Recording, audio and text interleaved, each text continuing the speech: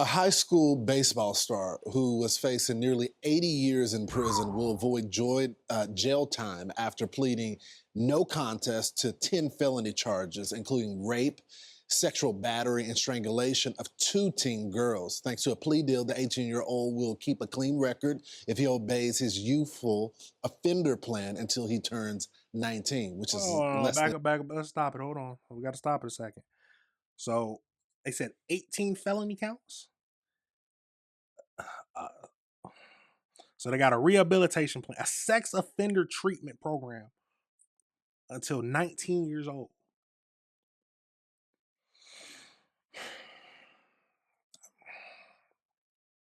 What are your thoughts? First thing, come on now.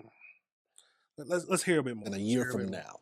And the mothers of the victims are reacting to this sentence. One calls it a complete injustice to these girls and to their futures because unfortunately, statistically, it won't end. The other victim's mom says, I told the DA, don't want him to get away with this because I cannot know that another mother is going to have to go through what I went through.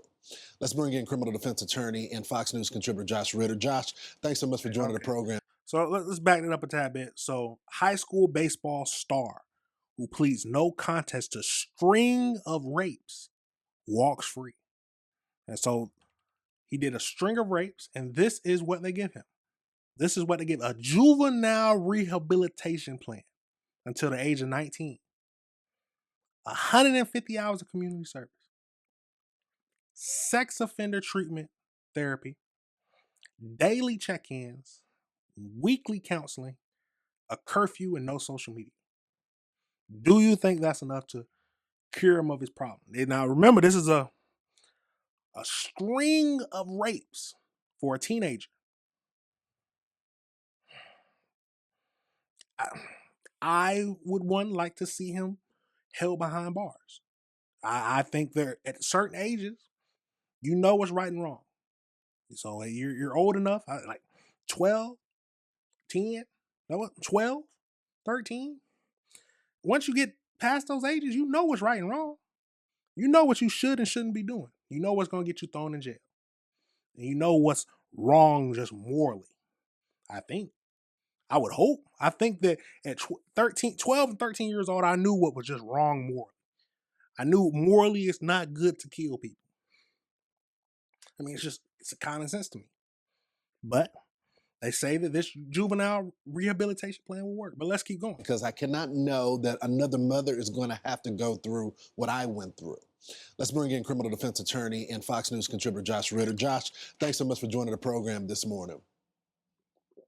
Good morning. Thank you for having me. So, Josh, I went through all the state statutes on this, and one thing stuck out to me is when you upgrade a charge to an adult and you bypass this youthful offender, you can do it for 2 reasons. The youth cannot be rehabilitated or the public cannot be protected. Okay, this is 2 victims here. The public can't be protected when this guy on the street, right? No, you're absolutely right. He's demonstrated through his own actions that the public can't be defended. If this were a one-time thing, you could understand perhaps an argument. Even then, I would still find the whole situation to be shocking. Right. But you could at least wrap your head around the argument that they could say that he's eligible for some sort of rehabilitation and not a threat. But I think he's demonstrated through his own actions that he is, in fact, a threat. I understand the legal mechanism by which this happened, but what I don't understand is how it was allowed to happen, how prosecutors didn't get involved, how the judge didn't get involved. Somebody didn't say that, listen, we realize this law exists and somebody can take advantage of it, but this is not the kind of candidate.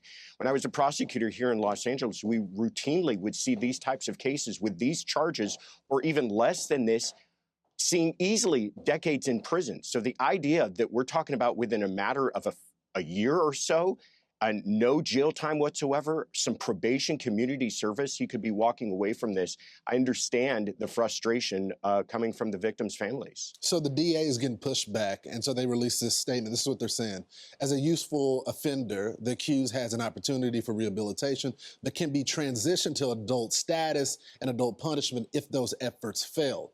So you got to do it again. Experience tells us that juries often struggle with convicting defendants based upon delayed reports of sexual assault assault between people in ongoing consensual dating relationships. And the trial process can be very traumatic for the victims, but that's your job as the DA. It's So hold on. They said, let's back that up a tad bit. Okay, it says, but can be transitioned to an adult status and adult punishment if those efforts fail. So if the efforts fail, that means he assaulted another girl? I might be misreading something, but that's what I'm reading. That's what I'm seeing. That's what I'm thinking. Tell me your thoughts. Let's keep and the going. trial process can be very traumatic for the victims, but that's your job as the DA. It's always complicated when it comes to juries, but you got to present the case, and you have two victims there. Yeah, and by the way, they don't sound reluctant. They Right. sound like they were seeking justice. This does not sound like a situation where they were having a hard time getting Well, hold on. Well, it was the parents we talked to. We didn't hear from the children. They could have been scared. They could have been traumatized. But I think I would like to think that they would want to come forward and tell their story. victims to come into court or to come forward. One of them was hospitalized. So this isn't that statement to me is just hiding behind a mistake that they made. This clearly. Understanding that law is on the books and what it's there for, and this idea of that young people don't have fully formed brains and we want to give them the opportunity for rehabilitation is one thing, but allowing for someone who committed these types of crimes to take advantage of it and leaving two victims hanging in the wind is completely unacceptable. Josh, and to that point, and this is a graphic statement, so if you have children in the room, you probably don't want them in for this, but I think it's important to show that you had cooperating victims here. This is what they said in the case. One of the victims said Butler would strangle her if she refused him. The teenage girl needed surgery to repair the damage done to her neck by strangulation, and her doctor said she would have died had the strangulation lasted another 30 seconds. So she almost died. This is the man that the justice system just released. Or he gave him on a rehabilitation plan. We got to be careful with our words.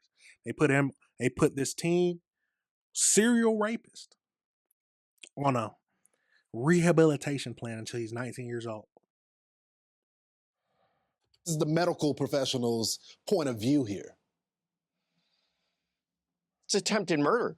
I mean, how there's a definite argument that that's attempted murder. You're talking about you're within 30 seconds of losing your life. This isn't teenagers going too far, drinking involved, misunderstandings taking place. This is a brutal, physical act of sexual assault that easily could have been filed in different jurisdictions as an attempted murder given those circumstances. The fact that somebody was hospitalized and that the person responsible for that is not going to spend one night in prison is appalling. So a quick exit question because we got to go. When I was going through the statutes and all that, it looks like most of the discretion lies within the DA. But could the judge have stepped in and said, no, I can't take this deal? That's what they're there for, is to act as a protector if they feel that for some whatever reason that the prosecutors are taking advantage of a law that they have the discretion to use, but that they're taking advantage of it in a way that it wasn't intended for.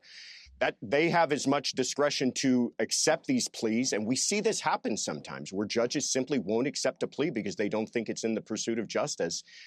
And why that wasn't done here is still baffling to me. It's egregious. I mean, it's not a good look when the star football player rapes two girls, almost kills one of them, and then he's just back on the street. Josh, thanks so much for joining the. Absolutely crazy. Let's back. We're gonna just to give a recap. So, right now, a high school baseball star who pleaded no contest in a court to a string of rapes, two victims, walks free. And this is what they gave him: the juvenile rehabilitation plan. So until he's 19 years old, he's going to have 150 hours of community service, sex offender treatment therapy, daily check-ins, weekly counseling, a curfew, and then no social media.